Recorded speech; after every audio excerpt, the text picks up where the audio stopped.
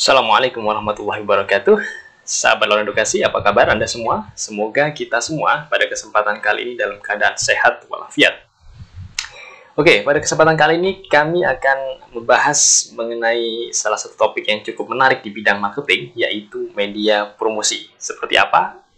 Ikuti terus, tapi sebelum kita mengulas lebih jauh mengenai media promosi, alangkah lebih baiknya sahabat Lawan Edukasi untuk menekan tombol subscribe terlebih dahulu agar tidak ketinggalan video-video informatif lainnya dari Lorong Edukasi.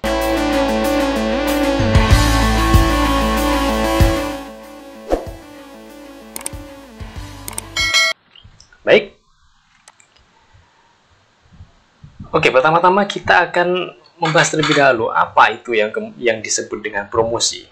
Beberapa ahli telah mendefinisikan promosi, diantaranya adalah Harper Boyd pada tahun 2000 mendefinisikan bahwa promosi adalah sebagai upaya membujuk orang lain untuk menerima produk, konsep, dan gagasan. Selanjutnya, Philip Kotler mendefinisikan promosi adalah cara berkomunikasi yang dilakukan oleh perusahaan atau produsen di sini kepada konsumen.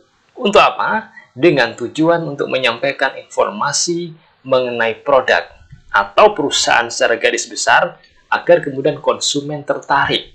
Tertarik di sini kemudian melakukan interaksi dengan produsen, melakukan interaksi dengan perusahaan untuk kemudian melakukan transaksi jual beli. Selanjutnya di sini Fandi Ciptono pada tahun 2015 mendefinisikan promosi adalah bentuk komunikasi pemasaran yang berusaha menyebarkan informasi untuk mempengaruhi atau membujuk pasar sasaran agar bersedia menerima, kemudian membeli, dan selanjutnya loyal pada produk yang ditawarkan oleh perusahaan atau produsen. Nah, ini yang disampaikan oleh Fandi Ciptono pada tahun 2015. Beberapa ahli ini menyampaikan mengenai promosi yang pada intisarinya adalah dia atau produsen di sini atau perusahaan itu berkomunikasi, mengajak konsumen untuk kemudian tertarik, mengajak konsumen untuk kemudian melakukan interaksi lebih intens dengan produk yang ditawarkan oleh perusahaan. Oke, kita lanjutkan. Setelah kita membahas mengenai apa itu pengertian atau definisi dari promosi, maka kita akan membahas saat ini mengenai apa sih kemudian tujuan promosi. Mengapa kemudian perusahaan, mengapa kemudian produsen ini perlu melakukan promosi atas produk atau barang yang kemudian mereka jual. Yang pertama, tujuan dari promosi itu adalah menyebarluaskan informasi mengenai suatu produk, baik itu produk yang berupa barang maupun jasa, kepada calon konsumen potensial. Nah, di sini kata kuncinya adalah menyebarluaskan informasi. Informasi yang berkaitan dengan barang apa yang dimiliki oleh produsen, atau barang apa yang ingin dijual, atau jasa apa yang ingin ditawarkan kepada calon konsumen potensial. Itu tujuan yang pertama. Selanjutnya tujuan promosi yang kedua, yaitu meningkatkan angka penjualan produk. Mustahil kemudian apabila seorang produsen atau katakanlah perusahaan organisasi ingin kemudian meningkatkan angka penjualan produknya tapi tanpa melakukan promosi. Rasa-rasanya agak sulit untuk saat ini. Karena awal mula dari kemudian meningkatnya angka penjualan produk itu harus dikenal. Maka dari itu kemudian promosi ini salah satu tujuannya adalah untuk meningkatkan angka penjualan produk. Baik, apa tujuan yang ketiga? Tujuan yang ketiga dari promosi itu dilakukan oleh perusahaan atau produsen adalah untuk menjangkau dan mendapatkan konsumen baru. Nah, ini juga penting karena boleh jadi kemudian suatu perusahaan atau suatu produsen ini sudah memiliki pelanggan atau konsumen yang potensial. Dia sudah loyal. Nah, apakah ketika sudah perusahaan atau produsen ini sudah mendapatkan konsumen yang demikian, maka tidak perlu lagi melakukan promosi? Maka jawabannya adalah tetap perlu melakukan promosi. Karena apa? Karena dengan promosi yang juga intens, promosi yang juga masif, ini diharapkan kemudian, boleh jadi kemudian produsen atau perusahaan itu akan mampu menjangkau dan mendapatkan konsumen baru. Yang ini juga berpotensi untuk di kemudian hari menjadi konsumen yang loyal. Oke, itu tujuan ketiga. Tujuan yang keempat dari promosi, yaitu menciptakan citra produk di mata konsumen. Nah, ini juga penting agar kemudian produk yang dihasilkan oleh produsen atau perusahaan itu memiliki citra yang baik di mata konsumen. Harapannya kemudian terjadilah yang namanya engagement, keterikatan antara produsen dengan konsumen, sehingga harapannya kemudian konsumen itu menjadi loyal. Tujuan yang kelima dari promosi, membedakan produk dengan produk pesaing. Nah, ini juga penting. Bagaimana kemudian branding yang ingin ditawarkan oleh produsen atau perusahaan dalam konteks penjualan suatu produk atau barang maupun jasa ini bisa kemudian ada ciri-ciri yang berbeda, ada sesuatu yang membedakan dari produk pesaing, yang harapannya kemudian dari ciri-ciri tersebut yang membedakan itu kemudian konsumen kemudian tertarik untuk melakukan interaksi, tertarik kemudian untuk melakukan transaksi dengan produk yang dimiliki oleh produsen ini. Nah, ini merupakan tujuan kelima dari promosi. Membedakan produk yang mereka miliki, yang produsen miliki dengan produk pesaingnya.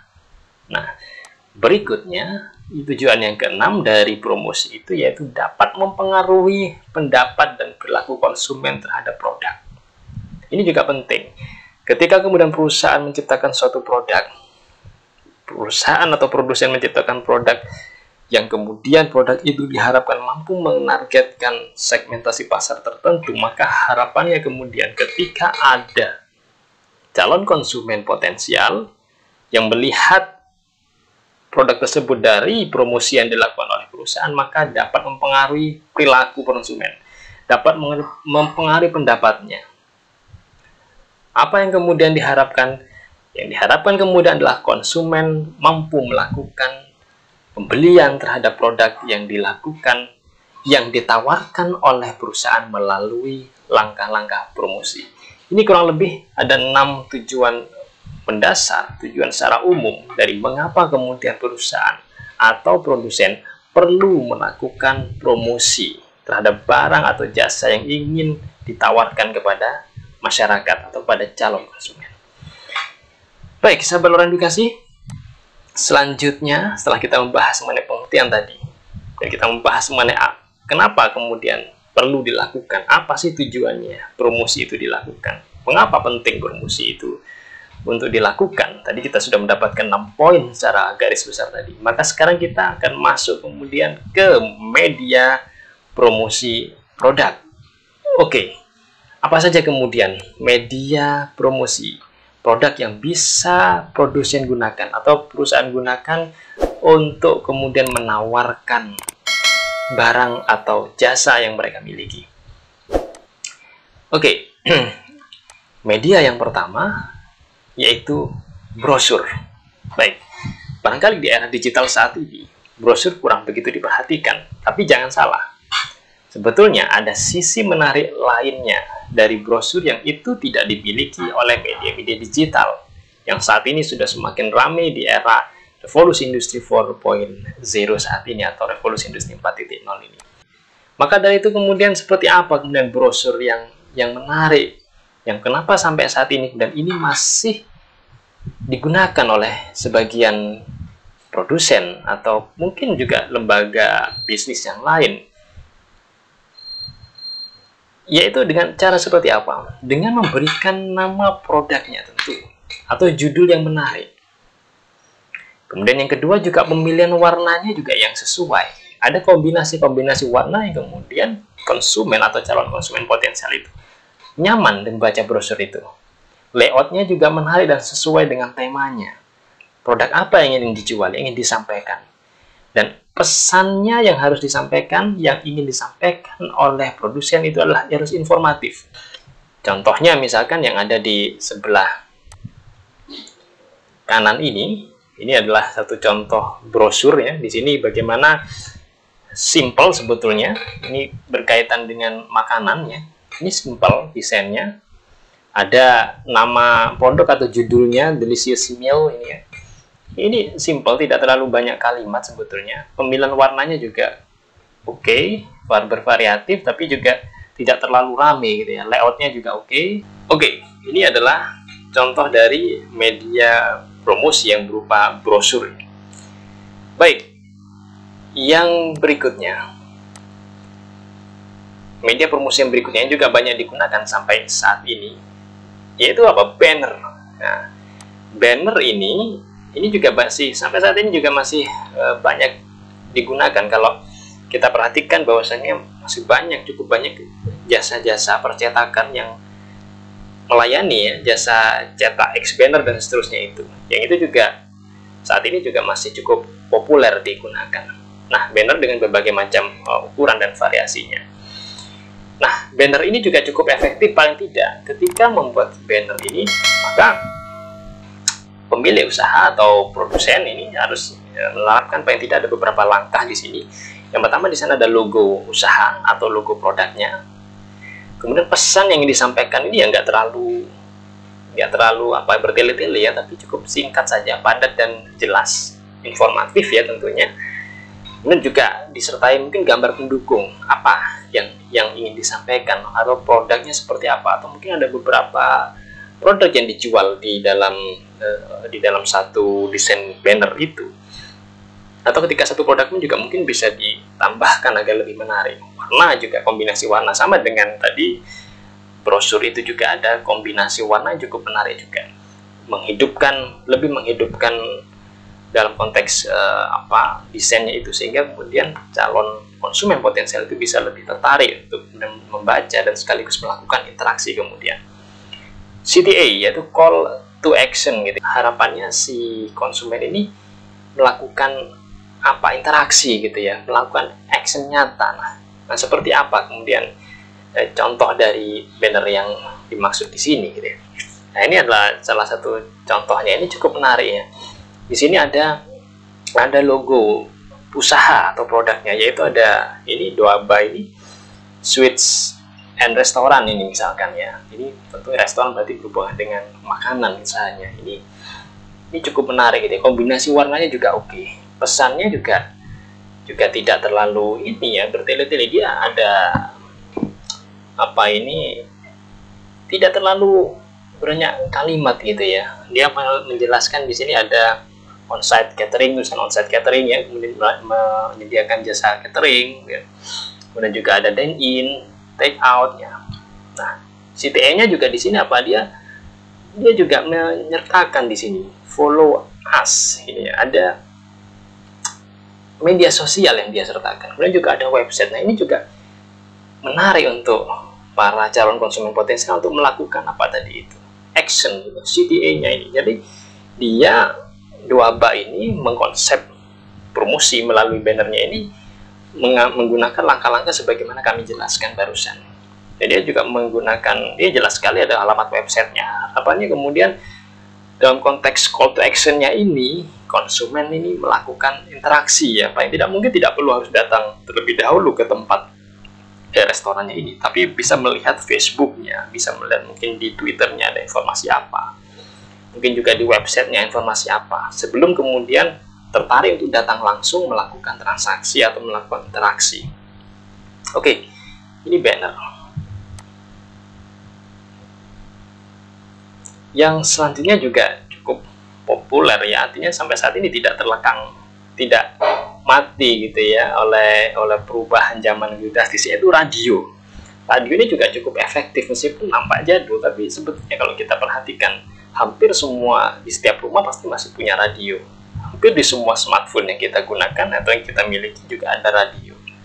Nah, ini berarti apa? Radio itu sampai saat ini masih salah satu sarana yang masih cukup efektif untuk melakukan promosi.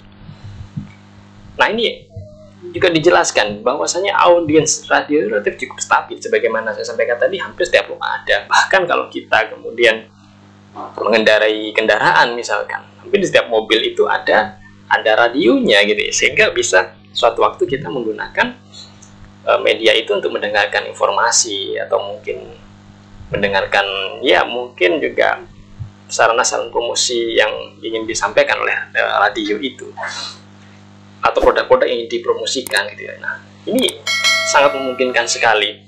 Sehingga apa? Informasi melalui radio itu selalu up to date, dan ini merupakan salah satu peluang yang cukup bagus bagi pelaku usaha atau produsen untuk menawarkan atau untuk mempromosikan produknya. Oke. Baik, selanjutnya yang cukup populer saat ini ya, ini tentunya berhubungan dengan media online saat ini, Facebook ya. Facebook ini, siapa yang tidak kenal Facebook, siapa yang tidak punya akun Facebook? Bahkan remaja SMP saat ini pun itu juga sudah menggunakan Facebook gitu ya. Nah, ini menurut data yang ada di Indonesia saat ini gitu ya, per Juli 2021 pengguna Facebook di Indonesia ini mencapai 140 juta akun atau pengguna, ini menurut data dari Kata Data gitu ya, per Juli 2021. Dan saat ini sudah memasuki bulan November, pasti ada peningkatan. Artinya apa? Indonesia ini sebagai salah satu negara dengan pengguna Facebook terbesar di dunia, nomor 3 kalau tidak salah saat ini. Dan menariknya di Facebook ini kenapa juga cukup populer untuk digunakan sebagai sarana media promosi, selain penggunanya juga cukup banyak. Di sana ada fitur Facebook Ads, jangkauannya luas dan aktif 24 jam. Oke, ini menariknya Facebook untuk digunakan sebagai sarana untuk memasarkan atau mempromosikan produknya, produk bisnisnya. Oke, selanjutnya yang berikutnya yang juga cukup menarik dan saat ini juga sedang booming, yaitu menggunakan media yang bernama Instagram ini. Nah, berdasarkan data juga per Juli 2021, pengguna Instagram di Indonesia ini mencapai 91,77 juta. Ini angka yang tidak main-main, angka yang cukup besar. Bahkan di sini pengguna terbesar terdapat di kelompok usia 18 sampai 24 tahun, sekitar 36,4%. Artinya apa? Di kalangan usia yang disebut dengan generasi milenial ini, kaum pemuda ini, pelajar mahasiswa ini pengguna terbesarnya di sana. Artinya ketika seorang pelaku usaha memiliki produk dengan segmented target pasarnya atau segmentasi pasarnya itu ada di usia ini, produknya ini akan sangat berpotensial, akan menjadi media yang sangat potensial untuk promosi produknya. Oke, itu Instagram. Berikutnya yang juga tidak kalah populer dan tidak kalah menariknya, yang saat ini hampir semua kalangan yang menggunakan smartphone, pengguna gadget di era saat ini, siapa yang tidak mengenal WhatsApp gitu ya. WhatsApp ini platform yang cukup luar biasa. Bahkan saat ini menurut data dari Kata Data ini, di seluruh dunia pengguna WhatsApp ini mencapai 2 miliar. Bayangkan, artinya ini sangat besar sekali, pesat sekali. Kalau dulu mungkin di masa sebelum era smartphone ada, ketika orang ingin menyampaikan kabar informasi itu menggunakan SMS, menggunakan teleponnya, itu semua menggunakan pulsa gitu. Tapi seiring dengan adanya WhatsApp ini, maka tentu akan lebih hemat, lebih murah gitu biayanya. Dan tentu dengan WhatsApp ini, dengan segala macam fiturnya, ini memudahkan untuk melakukan promosi produk. Ada story, WA, dan seterusnya ini maka kalau itu digunakan dengan sebaik-baiknya dan mampu dilakukan, ya mampu kemudian melakukan komunikasi yang baik dengan para calon pelanggan, maka bukan tidak mungkin dari WA ini kemudian menghasilkan sebuah grup-grup yang itu bisa dijadikan sebagai sarana untuk media promosi produk. Baik, demikian yang bisa kami sampaikan pada kesempatan kali ini. Semoga bermanfaat. Assalamualaikum warahmatullahi wabarakatuh.